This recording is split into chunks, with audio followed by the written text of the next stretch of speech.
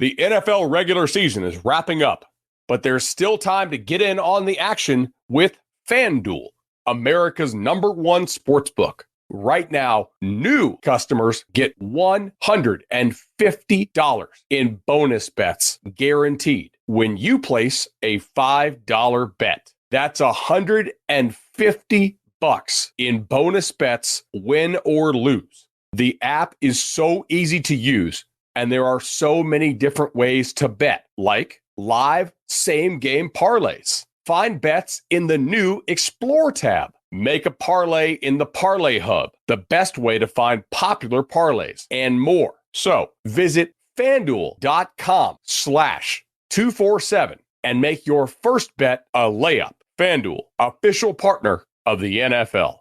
Must be 21 plus and present in Arizona, Colorado, Connecticut, Iowa, Illinois, Indiana, Kansas, Kentucky, Louisiana, permitted parishes only, Massachusetts, Maryland, Michigan, New Jersey, New York, Ohio, Pennsylvania, Tennessee, Virginia, West Virginia, or Wyoming. FanDuel is offering online sports wagering in Kansas under an agreement with Kansas Star Casino, LLC. First online real money wager only. $10 first deposit required. Bonus issued as non-withdrawable bonus bets that expire 7 days after receipt. Restrictions apply. See terms at sportsbook.fanduel.com. Gambling problem? Call 1-800-GAMBLER or visit fanduel.com/RG in Colorado, Iowa, Michigan, New Jersey, Ohio, Pennsylvania, Illinois, Kentucky, Tennessee, and Virginia. Call 1-800-NEXT-STEP or text NEXT-STEP to 53342 in Arizona, 1-888-789-7777, or visit ccpg.org/chat in Connecticut, 1-800-9-WITH-IT in Indiana, 1-800-522-4700, or visit ksgamblinghelp.com in Kansas, 1-877-770-STOP in Louisiana. Visit mdgamblinghelp.org in Maryland. Visit 1-800-GAMBLER.net in West Virginia, or call 1-800-522-4700 in Wyoming. Hope is here. Visit gamblinghelplinema.org or call 800-327-5050 for 24/7 support in Massachusetts, or call 1-877-8-HOPE-NY or text HOPE-NY in New York, or visit oasas.ny.gov/gambling. Standard text messaging rates apply. Sports betting is void in Georgia, Hawaii, Utah, and other states where prohibited. So I'm a father of one. I gotta find a babysitter. I found Care.com and I was blown away. Through the platform, I was able to find local and experienced candidates along with their reviews and rates, which were way more affordable than I anticipated. Care.com really put me at ease knowing that they were all required to go through a background check. If you're like me and you need to find someone reliable for your childcare necessities, check out Care.com. Find the ideal sitters for your childcare needs.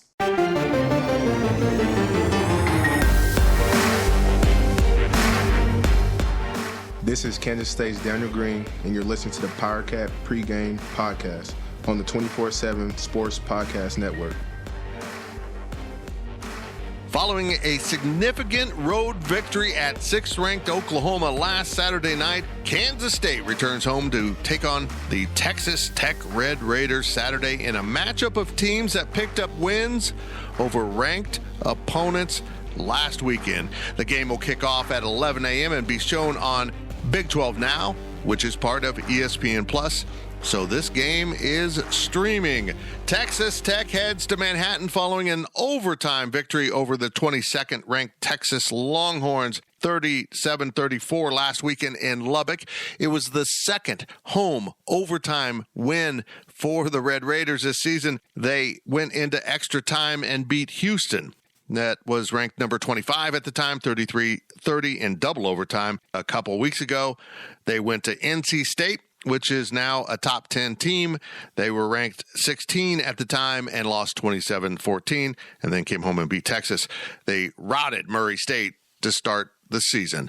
Welcome to the PowerCat Pregame Podcast. I am Go PowerCat publisher Tim Fitzgerald, and over the next hour or so, we will take you through a complete tour of where Kansas State football sits following that incredible, awesome, wonderful, I don't want to say historic because they've done it before, 41-34 victory over Oklahoma last Saturday night at Oklahoma Memorial Stadium.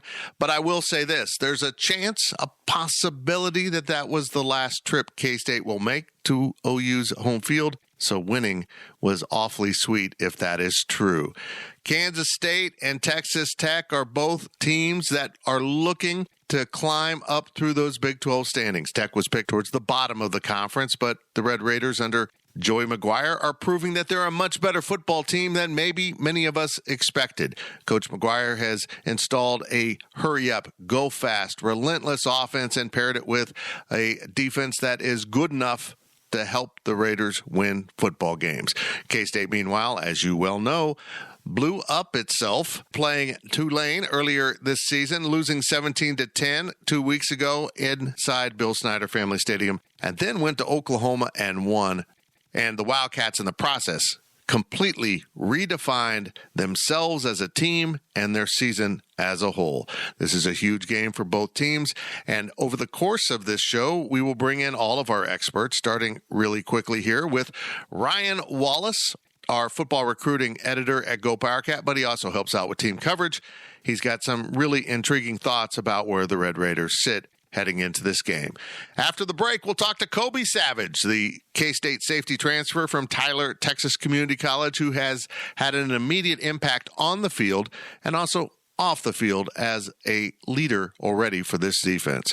And then our own Brian Hanley will join us, our football analyst, the former offensive lineman from the 97 and 98 K-State teams, gives us his thoughts on this game. We did a special bonus edition of the PowerCat postgame podcast with Brian after we had some technical difficulties with the first one. So if you haven't listened to the double postgame podcast, make sure you roll back and listen because they're awfully fun. And then we will wrap it up with a little bit of Chris Kleiman and a lot of bit of our gambling expert. He may not feel that way after the way his season has started.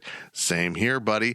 Ryan Gilbert joins us to talk about the betting lines around the Big 12 and to break down this game between the Cats and Red Raiders.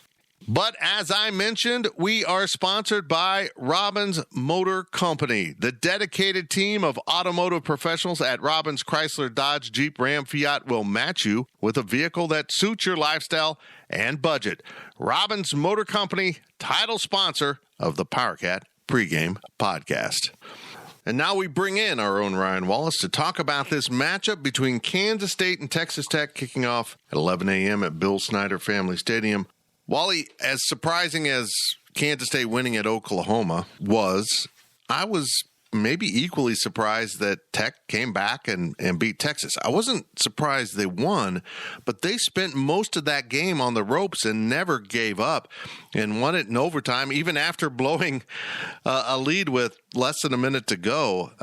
Persistence was the biggest thing I took out of that win for the Red Raiders. Yeah, and I mean, when I went back and watched the film of it, it was an interesting way to win because it seemed like Texas Tech didn't do a lot of things right throughout the course of the game, but they managed to pull off kind of miracle-type conversions, and Texas really, I think, kind of got into their own heads a little bit. So if you're looking at the score, I mean, obviously Texas got out way ahead, as you mentioned, and then give credit to Texas Tech. They won the game. They battled back. But it was an interesting way to win, and it's been that way all year for Texas Tech.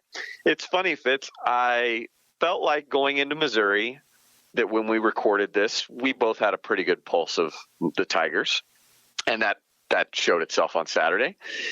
We thought we had a pretty good pulse of Tulane, and I think we nailed that assessment, even though the Cats kind of missed the execution mark in that game. And I felt for the most part that we had a pretty good pulse of who Oklahoma was, what they wanted to do. And obviously K-State came out, proved me very wrong in the way that they performed.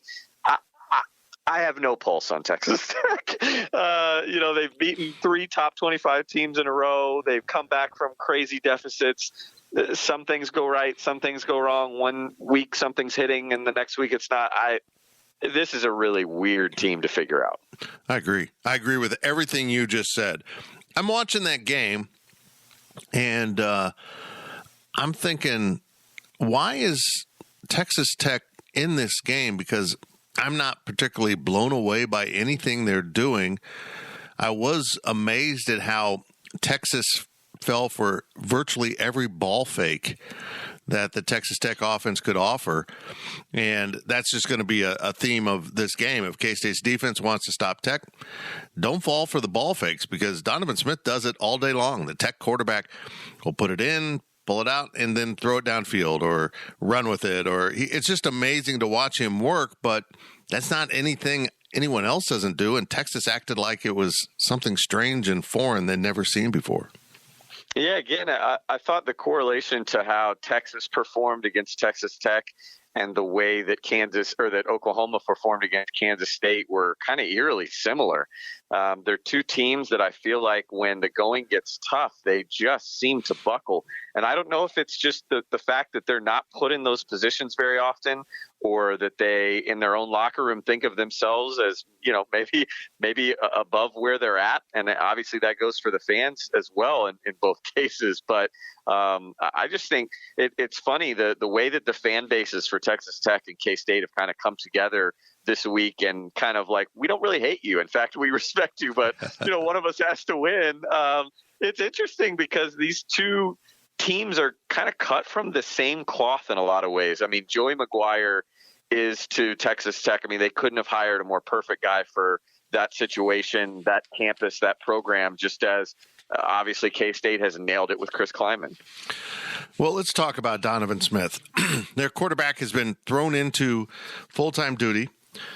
You watch him play, and you're not blown away, and yet he completes 2/3 of his passes, has 9 touchdowns. The 5 interceptions kind of jumps out at you, and he's averaging 279 yards passing per game. I feel a tinge of jealousy there, that knowing that quarterback can do that, but he kind of steers the ball, and he steered it really well against Texas, throwing it into some tight windows, making good decisions. But I also feel like there's a lot of mistakes to be had by this quarterback that can also get you with the run. He's just a multi-threat guy, but none of those threats scare the daylights out of me. Am I wrong?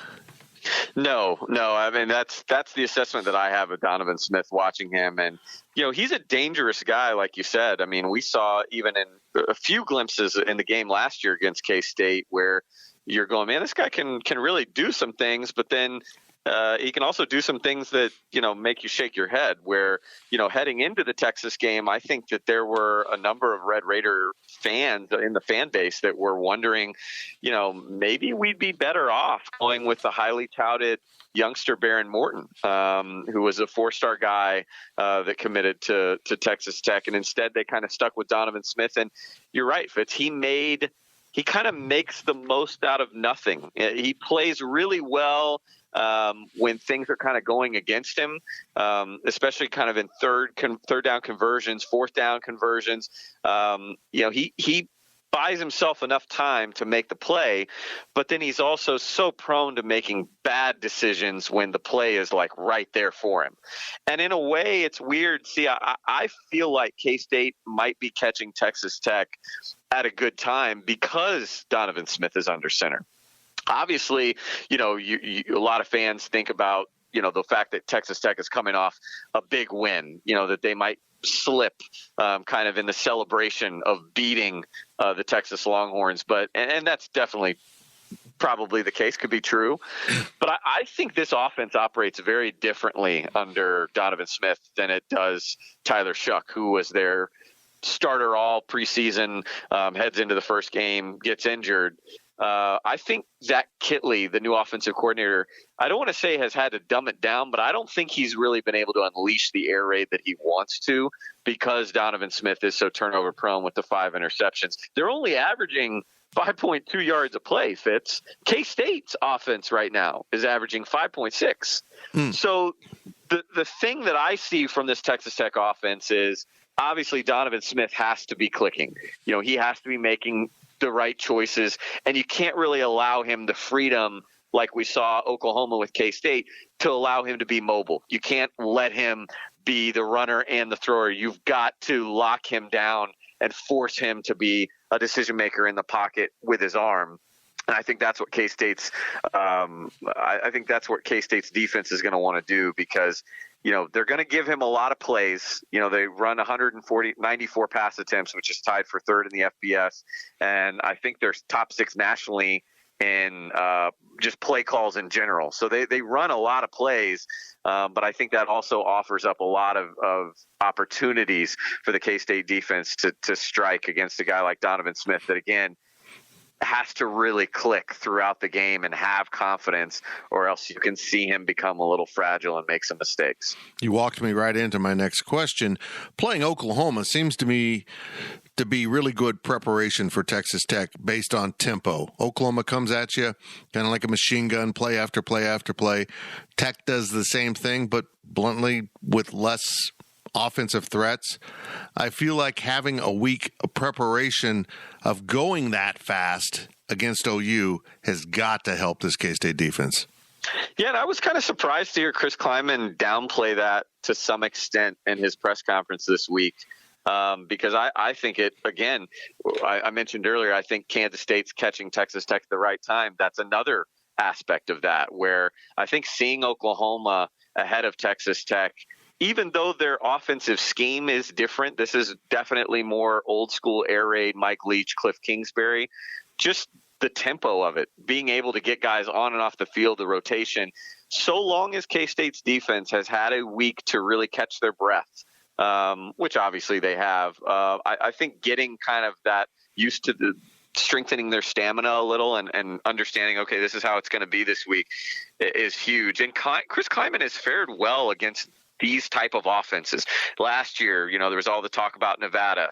Beat Nevada. Obviously, he's beaten Lincoln Riley. The Mississippi State win against Joe Moorhead down in Mississippi in, 2019. He's proven that these offenses are things that his defenses can handle. And I think this defense in particular, with the strength of the secondary and the way they've been playing, I think really fits well. It's an offense fits that they've got some parts that scare you. The big receivers, Fungi 6'4", Bradley 6'5", Cleveland and Sparkman are both 6'4".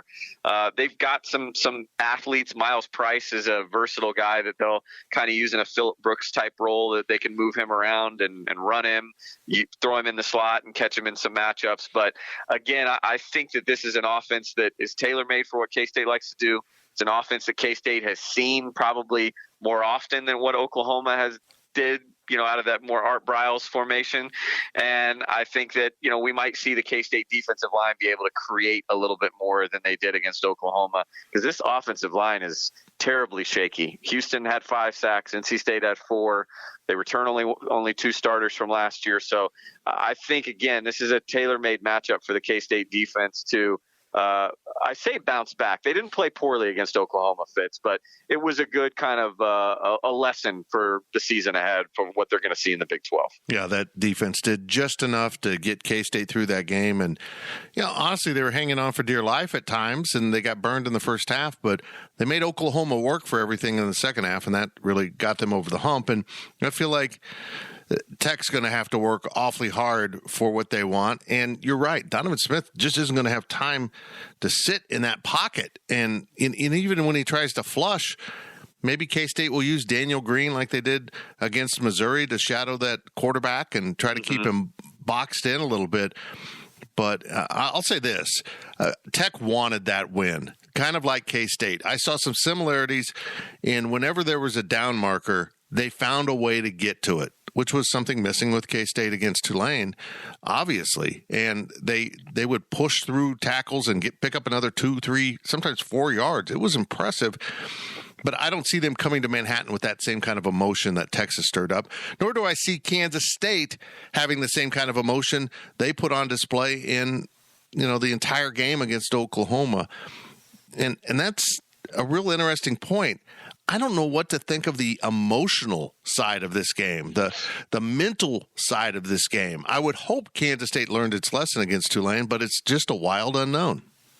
Yeah, and again, I just feel like Texas Tech is due for maybe kind of a coming back down to earth this weekend, and in part maybe that's because of what Kansas State puts on the field against them. I think Kansas State, even though we harp on and critique them very hard, they're a tough matchup. Even with an offense that has struggled at times, I think X and O wise, they can be kind of a headache for defenses. But I think with Texas Tech, again, you're coming off the Texas win, but even before that, this is one of the highest graded strength of schedules of any team in the country. They've been tested, which can be a great thing. You know, the fact that they're 3-1 against the type of teams that they've faced says a lot about what Joey McGuire has done very quickly in Lubbock, but also, you know, you defeat 3 top 25 teams and you've been clawing in all 3 of them. You played Texas, Houston, and then NC State. They lost against NC State, so they haven't beaten all 3, but they played 3 top 25 teams. At some point, I just wonder, again, Fitz, how long you can mentally kind of live in that danger zone from a conditioning standpoint, from a mental standpoint. Now they get to face, you know, another top 25 team at K-State. I just wonder if they're maybe due for a dose of reality. Not to say K-State's going to run all over Texas Tech, but again, I think they're getting the Red Raiders at the right time. I would agree, and I imagine K-State's glad to be home after that road trip, but offensively, K-State needs to find the same kind of rhythm they did at Oklahoma. And I guess my question is this: did K-State establish that zone read RPO game that is going to be essential for the Deuce Vaughn, Adrian Martinez backfield? Because I don't feel like they ever fully implemented it in the first 3 games, but it was a thing of beauty at Oklahoma. Is that going to be the core of this offense the rest of the year? I sure hope so. Yeah. I mean, to be honest, there wasn't anything that K-State's offense did in Norman vertically that, you know, you went to sleep at night thinking that all of a sudden this was a new team. Basically, what made their offense look so good in Norman was the fact that they had a ground game that kept the Oklahoma State defense guessing, so that they could do some things in the passing game. And again, it wasn't electrifying, but it was just guys that were wide open because Oklahoma had to account for the running game. We saw Adrian Martinez, whether it was in the read game, whether it was just straight, you know, QB takes. He was running with a purpose, and again, it kept that Oklahoma defense from ever being able to establish, okay, we're just going to, you know, blitz the heck out of you. Okay, we're going to drop 8 or 9 guys back. They couldn't do it because it was a constant guessing game. I will say this: I'm more intrigued by what Texas Tech has shown on defense than I am on offense. I think Tim DeRuyter is an underrated play caller. I think he's perfect as a coordinator, regardless of what his head coaching resume has kind of said. I think he fits in with a coordinator role really well. He's got a lot of really talented athletes on this defense. You know, they play a number of starters that are Power 5 transfers. 6 of their 11 starters are Power 5 transfers, virtually their entire secondary. And so they've got a lot of guys that kind of have the intangibles and the athletic makeup that translate to the Big 12. And with Tim DeRuyter, he's going to disguise what he does really well. They're going to come out in a 3-4, do some 3-3-5, but they're going to put a lot of guys at the line of scrimmage. And so you're never really going to know where pressure is going to come from. But I think at the same time, they're susceptible to the big play, as we've seen. And sometimes they kind of get over their skis and can get undisciplined with how much havoc they want to bring. And so I think with an experienced and a seasoned quarterback like Adrian Martinez, and the way that they showed that kind of option and read game, I think they could again keep a defense for the second straight week unable to really get into their flow of blitzing and pressure because they're going to have to stay on their toes so much. I think if K-State can just do the exact same game plan that they showed Oklahoma against Texas Tech, I think, again, it's not going to open up the offense to the Sports Center type passing plays, but they're going to do just enough to move the chains, and that's really all Colin Klein wants. Okay, let's cut to the chase. We saw Kansas State bounce back from a disappointing performance and lost to Tulane with an enormous win. It really hits the reset on the team, on the season, on this record. Can Kansas State protect its home field this time and get to 4-1 as it prepares to go to Iowa State? You know, K-State, I saw from our old friend D. Scott Fritchen posted this. K-State's 10-1 in their last 11 6 straight over the Red Raiders, but 4 of those last 6 were one-score games. I do think this one will be maybe more competitive than the average onlooker might think. I think Texas Tech is a better team than people might think, but I at the end of the day, I think Texas Tech's going to need to pull out a lot from their bag of tricks. They're shown that they want to go for it on 4th down a lot, and they showed against Texas that they can convert. They're going to try and do the same kind of thing against K-State, but again, I think at some point kind of that luck with analytics might run out, and I think K-State's built to do that. I think on offense, K-State has shown that they can play disciplined football, at least in Norman. I think they'll come back and play disciplined football against a defense that, again, likes to wreak havoc but susceptible to the big play. I like K-State in this one, Fitz. I do think that they're going to win, and I do think they're going to cover in this one. Well, they are pesky, they are persistent, but they are far from perfect. Texas Tech is going to offer up some issues, but I think at the end of the day, Kansas State overcomes the Red Raiders and covers the spread. If you're into that kind of thing, 8 points, it's sitting at as we record. Ryan Wallace, thank you so very much. Looking forward to it, Fitz. And right after the break, we bring in the hairdo that makes me jealous. Kobe Savage is our Player of the Week interview as we continue this edition of the PowerCat Pregame Podcast, sponsored by Robbins Motor Company. This is Kansas State's Felix Enudike Uzama. We'll be right back with more of the PowerCat Pregame Podcast.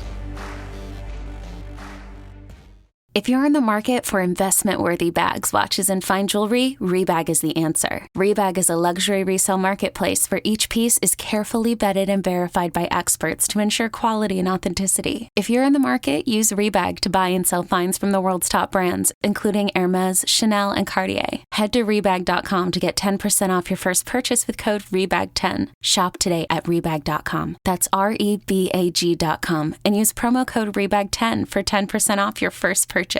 Diets and workouts, you've done the work, so why can't you get to your goal weight? That's because up to 70% of your weight is predetermined by your genetics. So while you've been told that it's all about your willpower, you're actually fighting your biology. Don't do it alone. Found's Doctor Design program uses medication as part of a treatment plan that targets your body's unique biological needs, so that your body works with you and not against you. Take the quiz at joinfound.com to see if Found's weight loss program is right for you. This is Kansas State's Cooper Beebe, and welcome back to the PowerCat Pregame Podcast on the 24/7 Sports Podcast Network. Kobe, what's it mean to get a Big 12 honor in your first Big 12 game? It means the world. I mean, this is what I came here to do, to play football at a high level.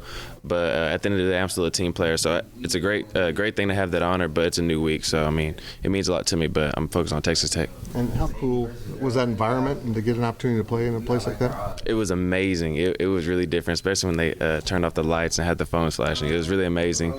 And just knowing that it's like maybe 80 of us going into a crowd of 80,000 all against us. So it really put a chip on our shoulder, and it felt amazing playing against it. How important is it for this team to regroup and just focus on the task at hand? It's very important. We're off OU now. We're back on to Texas Tech, so we're a full head of steam, a new team. This is a 1-0 season, so that's what we're taking each game as a season, as Coach Kleiman would say, and so we're really excited to play them. Reveal anything big that you guys were looking for? Yeah, there are a lot of FIB, formation of the boundary, a couple motions, quick zones here and there. They got a pretty tall tight end. I think he's like 6'9", from what the scouting report said, and a pretty tall quarterback, like 6'5". But yeah, they're pretty much of a quarterback run team. They'll do a little run and shoot here and there. But yeah, that's so far what I'm seeing from them. Where have you got to be for their RPO game? I'm really just going to pause a little bit, be a little slow to the run fit, but still trigger if I see run to me. But at the end of the day, I'm just going to pause at like 10 yards of depth. Welcome back to the PowerCat Pregame Podcast, sponsored by Robbins Motor Company. That was Kansas State junior safety Kobe Savage, the Big 12 newcomer of the week after his performance at Oklahoma. And, man, I tell you what, if you get a chance to talk to Kobe Savage, you're going to love the kid. He just puts off incredible positive energy. Remember, we're sponsored by Robbins Motor Company. K-State fans, visit the Robbins Chrysler Dodge Jeep Ram Fiat location on Anderson Avenue in Manhattan for an exciting test drive. Robbins Motor Company, title sponsor of the PowerCat Pregame podcast. We just talked to him about 48 hours ago, but we're going to bring in Brian Hanley again, our podcasting whiz, our football analyst at Go PowerCat. Brian, I still haven't come down fully from the Oklahoma win, and I hope the team has. How can a win like that kind of spill over into the next week if you're not careful? Well, I mean, it's going to take leaders and coaching, because it absolutely will spill over, because they're going to hear so much from so many people about how well they played, how great everything is. But if they can, if I'm coaches, obviously you're going to watch the film and analyze it, but then you're going to turn on the Tulane film and you're going to say, just a week prior, this is what we looked like, guys. So before we get ahead of ourselves, this is what we looked like 2 weeks ago. And I think that's a great teaching tool. Can be anyway. We all talked about Adrian Martinez and how much better he was against Oklahoma than Tulane or in any of the 3 first games he played as a Wildcat. But really the whole team was better. The line blocked its butts off, and the line got owned by Tulane, which is still kind of baffling to me. Give me your updated evaluation of what the offensive line and the blocking as a whole for the K-State offense did against Oklahoma. I mean, it was, like we've mentioned several different times, it was a complete 180 degrees from where they were versus Tulane. Guys were just more physical. They were more engaged, which, a lot of times people think that all blocking is moving guys off the line of scrimmage. Well, sometimes it's difficult to do that, but you have to still be engaged, because running backs making cuts, you have to stay engaged until the whistle blows. And guys were doing that versus Oklahoma, where against Tulane, I think guys thought, you know what, once I hit them, they're going to go where I want them to go, and that's going to be it. And they didn't do that. Or if guys slanted in front of them, okay, if I just push them this way, that'll be the end of it. And that wasn't the case. Guys were more focused. They played more physical with more of an attitude, because blocking, believe it or not, is an attitude. And it was just a totally different mindset against OU versus Tulane. Now, whether they took them for granted or not, I don't know. Only they are going to be able to answer that question. But from what you could see, what was going on, the guys just had a different mindset of, you know what, you're going to get our best shot. And OU's defense didn't stand a chance, personally. Texas Tech is 3-1 coming into this game. They routed Murray State to open the season. Then they beat Houston by 3 in double overtime in Lubbock. They went to NC State, lost 27-14, and then they came home and beat Texas in overtime by 3, 37-34. This team is walking a very fine line between good and not so good. They're falling on the good side right now, but in averaging 30 points surrendered against FBS competition, the defense just kind of gets enough done to get by. And I'm not saying that's a bad thing, because that's exactly what K-State did last week at Oklahoma. But I feel like this is a defense that's going to struggle with Adrian Martinez, Deuce Vaughn, and the other weapons if the Wildcats execute anywhere close to what they did at Oklahoma. Yeah, absolutely. I think this is a game where the offense can put its best foot forward. Not that we don't every week. We don't try to every week. But I just believe that this is a game where our offense is going to be better than their defense, and we need to put our foot down on it, because we can put up a lot of points this week. We really, really can. Yeah, it's probably going to be a high-scoring game. At least that's the way I would think. At least I think so on the K-State side. As we flip it over, though, Texas Tech and quarterback Donovan Smith have been making trouble for opponents. They're really good at the zone read and the run pass option. That's the core of their offense. And I watched that Texas defense fall for the ball fake like a dog falls for the ball fake from its master. It was unbelievable how Texas was out of position all the time because of simple ball fakes, but it worked. Will K-State be able to handle that a lot better than what we've seen other teams do against the Red Raiders? Well, it's going to take discipline. It's going to take discipline, and linebacker play, and safety play is going to be huge when it comes to, all this RPO stuff, because you got to make sure guys have the football. One of the things that's also key is defensive line penetration, because if the defensive line can get penetration on RPOs, that makes a quarterback make a decision that, number one, quicker than what he wants to make. Number two, a different decision than what he wants to make. So if we can get penetration from the defensive line, get in their backfield, just live in their backfield, that takes away a lot of that stuff, because again, the quarterback's looking and he's reading certain things. Well, if somebody's coming from a different direction, that makes him make a different decision. That makes life easier on our safeties, especially, and definitely the linebackers. So I think it's going to be a game where we got to have some discipline, but we're going to need our defensive line to really play a big part in what we're trying to do to stop them. Yeah, this has been a turnover-prone offense, and Donovan Smith has thrown some picks for Texas Tech. He wasn't supposed to be in this position. He is the backup quarterback that was thrown into duty after an injury. And honestly, I think Kansas State's biggest concern here isn't about getting to the quarterback. They will, because this offensive line isn't that great compared to Kansas State's ability to rush the passer. The problem will be the big plays might come from flushing Donovan Smith and not containing him, which we saw last week with Dylan Gabriel. That quarterback run threat is always something that looms in the college game that makes it so difficult for defenses to get teams off the field. Yeah, I mean, that's going to be the big thing, is getting him on the ground, because he can move around and will move around, I believe. So we got to be able to get him on the ground. We didn't do a great job of that last week, against Oklahoma. It was something that we struggled with a little bit. We can't let that happen again this week, because, again, if we can get him on the ground and just make them throw the football versus having a ton of RPO game and put them in third and long situations, or just passing situations in general, I believe that's where our defense can take advantage and get some turnovers. Yeah, I would agree. They're going to have to pressure him and contain him. I spoke to Ryan Wallace earlier, and I think maybe using Daniel Green to spy on Donovan Smith might be something they turn to eventually. They showed it against Missouri, and it worked really well. Brian, this is a huge game. I think K-State wins this game, and I imagine you feel the same way. But I'm more concerned with how K-State comes out and plays. We can't have a team that's on an emotional performance roller coaster week in and week out. It has to be about preparation. They were prepared for Tulane, so they say, and they stunk it up with just a flat performance. They were prepared for Oklahoma. They come out and put on a really passionate, inspired performance. They got to find the sweet spot in between that you can maintain week in and week out. What's it take to do that? Well, the one thing that it's going to take, obviously, leaders on the team are going to have to step up, because, like I mentioned earlier, you just put on the Tulane film to show, hey, guys, we put this on film. This is how we played 2 weeks ago.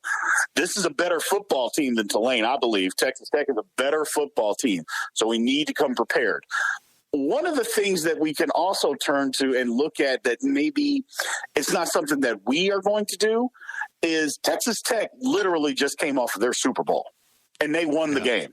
I mean, that is their Super Bowl. We have to keep that in mind.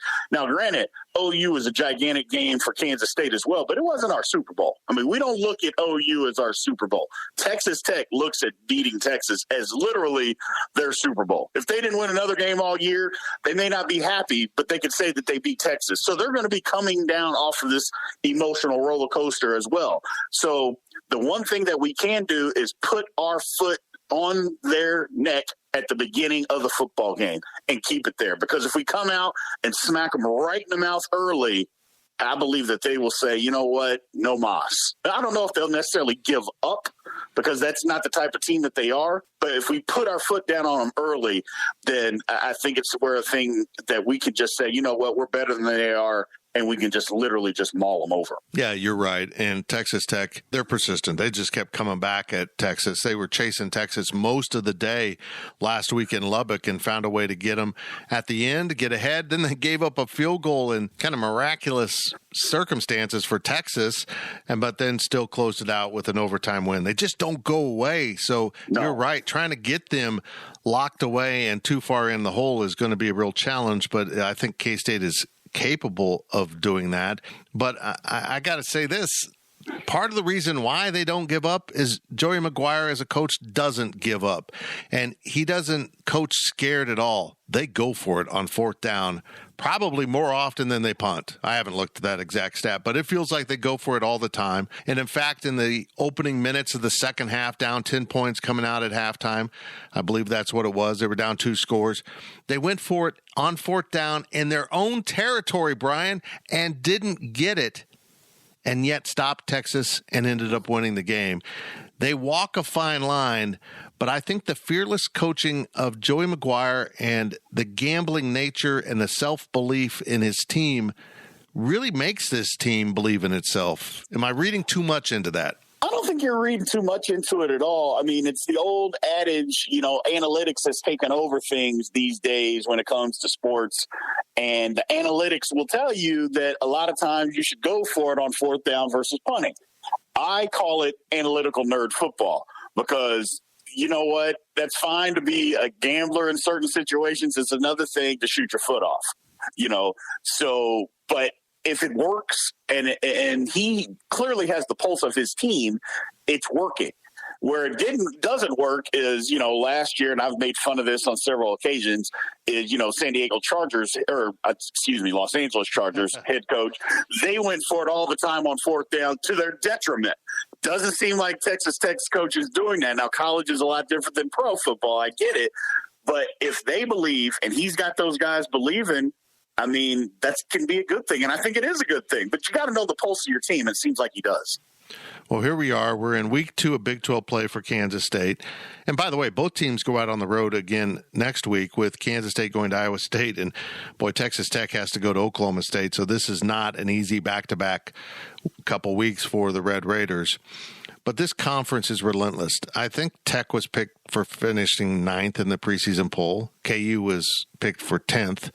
They're both 1-0 in the conference. They're both dangerous teams.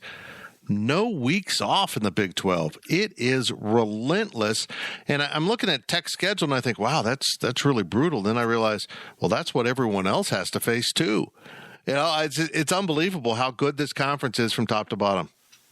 The thing that everybody talks about with SEC football is, how great it is. And they've won all these national championships. Well, if you really think about it, as of right now, it's Alabama and Georgia, and, you can throw Tennessee in, and LSU was good a few years back. But it is extremely top-heavy.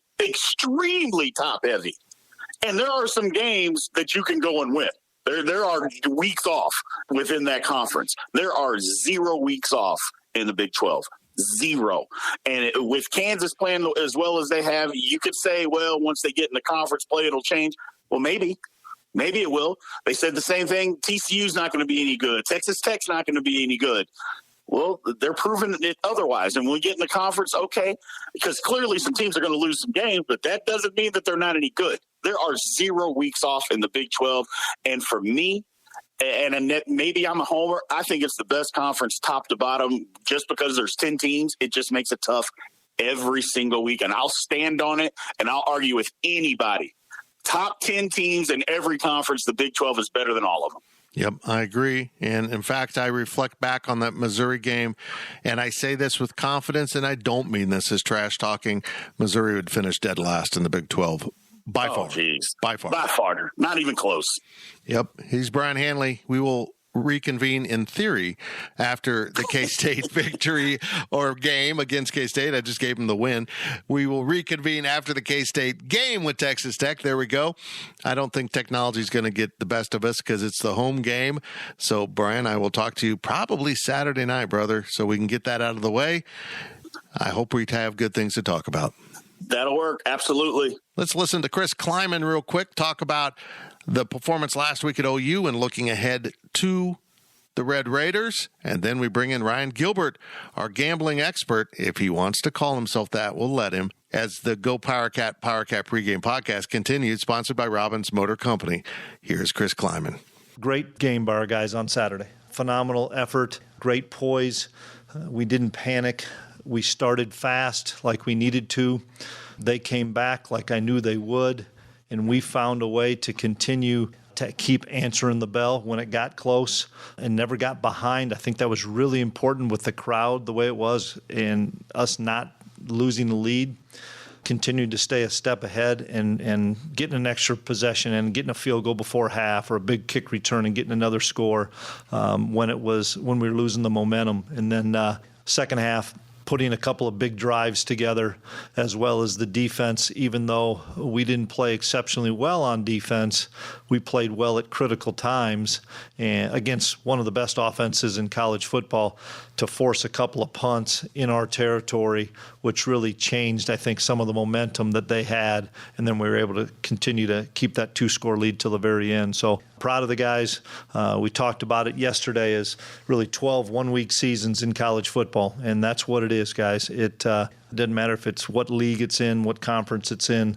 Anybody can beat anybody, so you better prepare, better have great preparation, focus. And this week it's no different with Texas Tech. So be an exciting week for us at home on Ag Day here at K-State. Excited about our agriculture background and being an ag school and being a land-grant university. It's going to be a special day here at the Bill. When you go back and look at the film of what Texas Tech did to Texas, how impressive was it?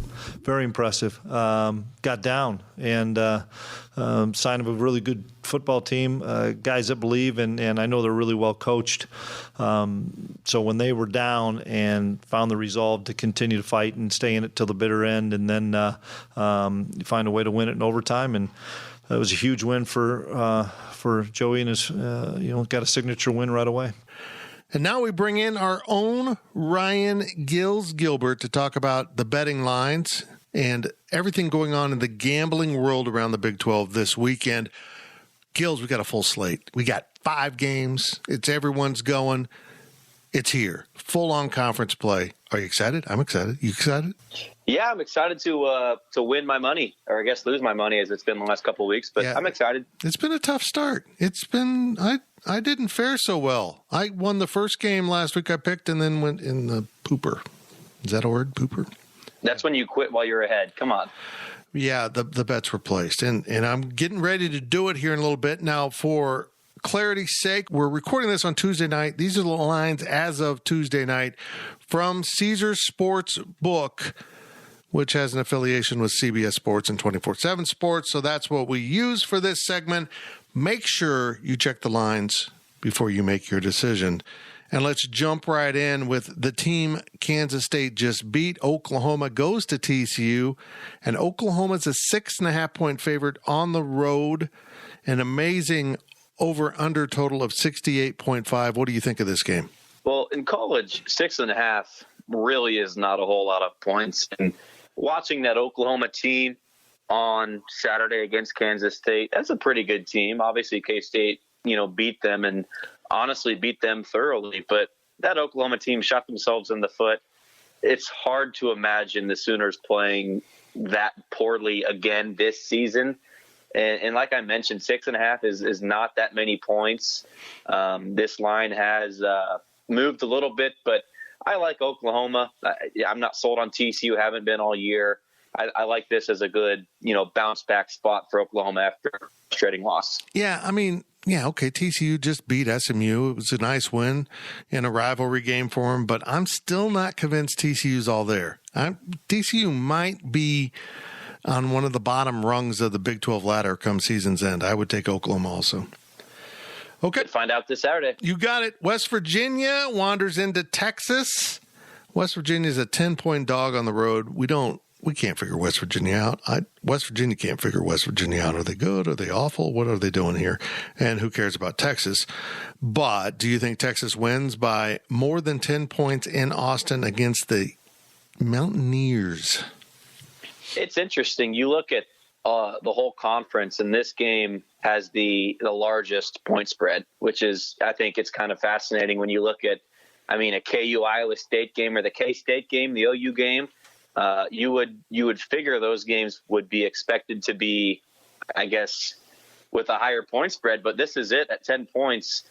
We talked briefly about West Virginia on our Questions podcast this week about the gauntlet they've gone through 4 games, and you can take that for what it's worth. I think most people realize that Texas clearly isn't as good as perceived to be heading into the season. I think 10 points is a lot. I hate to keep using that, like I said, with Oklahoma, but that's a lot of points you're giving up to bet on Texas. And I don't think West Virginia is a great team. I don't think Texas is as good a team either. So 10 points is a lot. I'd lean West Virginia here. Interesting. 62 is the over-under. Thoughts on that? That does, I guess, play into Texas's favor just because higher scoring games. If it's a lower scoring game, favored by 10, that ain't good. No. You've got a lot of scenarios where you're not covering, but 62 points, that does help out Texas when looking at spread. But as for that actual number to, that's a lot. That is a lot of points. I'm sure it's going to be a high scoring game, but 62 is a lot. I am not deciding right now what I'm going to do there because that's a weird line. I can't get that line. How about this line? Iowa State's a 3-point favorite at Kansas. The unbeaten Jayhawks get their second Big 12 test. Over-under is 57.5. I have no grasp on this game. In fact, I would bet the over. That's what I'm going to do on my picks probably, is pick the over because KU's scoring 45 points a game. They'll be in the 30s. I see this game going over 58 points. But what do you think of the spread of -3 Iowa State? I genuinely don't know what to tell you. I really don't. I can't figure these teams out. KU is they're going to come back down to earth at some point. There's no doubt in my mind that Kansas is not going to play this good all season long. They're going to get figured out. And I think Lance Leipold's a good coach. I'm not trying to, knock him or knock Jalen Daniels. He's a good quarterback as well. But, at some point, this is KU football, a team that won, 3 games last year. At some point, this is all going to come crashing down on them. Is it this week against Iowa State? I don't know. But, heading into the year, if you were to tell me that Iowa State was only favored by 3, I would bet my life savings on them to cover against KU. But honestly, Fitz, KU's looked like the better team through 4 games for both those teams. I still am so skeptical to place money on KU. I really don't know what to think of this. 3 points, you're basically picking a winner at that point. So I don't know. I really don't. Yeah, if you're going to pick KU or Iowa State, you might as well go the money line because maybe it'll be decided by 1 or 2 points, but I doubt it. Okay, replay of the Big 12 championship game from last season. Oklahoma State goes to Baylor. Baylor's a 2.5-point favorite at home. Over under 56.5. Thoughts? You can look at what these teams have done. Oklahoma State really hasn't been tested, and I know you don't really think too highly of Arizona State, if I'm not mistaken. Right. And they only beat them by a couple touchdowns. So Oklahoma State hasn't proven much. Give them credit. They haven't lost a game, but they haven't really proven much. And I think the same thing, honestly, with Baylor. What are we to expect from them? A loss to BYU, a win on the road at Iowa State. Which Baylor team are you going to get? I don't think I have enough of a sample size to confidently feel, confident one way or another. I don't know how you feel, but I can't get my my thoughts together on this one. I'm making the ferocious bear hand signal right now. Baylor wins this by 10 points. Wow. There, I said it. Second biggest spread of the weekend is the game we will be covering. Texas Tech coming off a win over Texas comes into Manhattan. K-State coming off a win over Oklahoma. K-State is an 8-point favorite at home, over under 57.5. I wouldn't touch that because I don't know if it'll be low or high scoring, but I would take K-State on 8, even though it's, more than a touchdown. I think K-State will win this by double digits. Yep, I agree 100%. And if K-State plays anything similar to what it had on Saturday, they're covering, they're winning by double digits, and this game probably ends up being a blowout. But Fitz, they flipped the switch so quickly who's to say that the switch doesn't get flipped back to that conservative play calling, the conservative decisions from Adrian Martinez? I think that obviously there's a good chance K-State keeps riding this momentum. The press conferences today, there was just a good relaxed energy that they're pretty comfortable with where they are now. But I mean, like we saw at Nebraska, it just takes one or two plays to really flip a game and get a team and a specific player, Adrian Martinez's confidence down. I don't see that happening, but it certainly could. And I don't think we should put a ton of stock into one game against Oklahoma. That shows you what the ceiling can be for Kansas State 100%. I think you still need to watch a couple more games before you're fully confident on this team having a realistic shot to make a run at the Big 12 title. But as I just said all that, I think K-State's a very safe pick here. I'm not really impressed with Texas Tech's win over Texas because, like I said earlier, Longhorns overrated. I'm a little skeptical with K-State, but at the end of the day, I mean, 8 points, give me the Cats over the Red Raiders. You are in charge Saturday of making sure nobody flips that switch back. Okay. That's your whole job on Saturday. I'll just be in the locker room. No flipping, switching, switch flipping, whatever. You're in charge of that. Thank you, Mr. I'll try Gilbert. my best, Fitz. Yep, thank you. Thank you, Ryan Gilbert. Much appreciated. Let's hope we have better weeks this week. My bank account and marriage would appreciate that. Let's move on to the conclusion of this episode of the PowerCat pregame show, sponsored by Robbins Motor Company. And I will give you my one thing to watch in this game, and it's something that Texas failed at miserably against the Red Raiders last week in losing in overtime in Lubbock. Got to keep an eye on the ball. If you're a defender for Kansas State, don't get fooled and tricked by the many ball fakes of quarterback Donovan Smith. He will hand it to a runner. No, he won't. He'll keep it and run it himself, or he'll throw it. It is really hard to track where the ball is in this confusing Joey Maguire offense for the Red Raiders.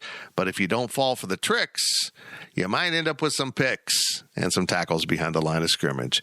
Well, that rhyme will end this episode of the PowerCat pregame podcast, sponsored by Robbins Motor Company. And of course, at Robbins Motor Company, they strive to earn lifetime business and build relationships, selling quality cars, trucks, vans, SUVs, and offering top-notch parts and service.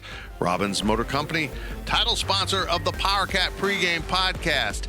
Cats, Red Raiders, 11 a.m. at Bill Snyder Family Stadium. It's streaming on ESPN Plus, Big 12 Now. This is Go PowerCat publisher Tim Fitzgerald. I will see you at the Bill. Thank you for listening to the PowerCat podcast. Make sure you're subscribing to our show at Apple, Spotify, Amazon, or wherever you get your podcasts. PowerCat Podcast. All rights reserved. GoPowerCat.com.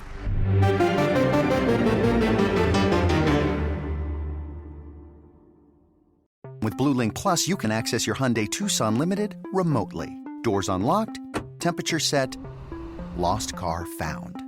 There it is. Get complimentary class-leading Blue Link Plus. Call 562-314-4603 for complete details.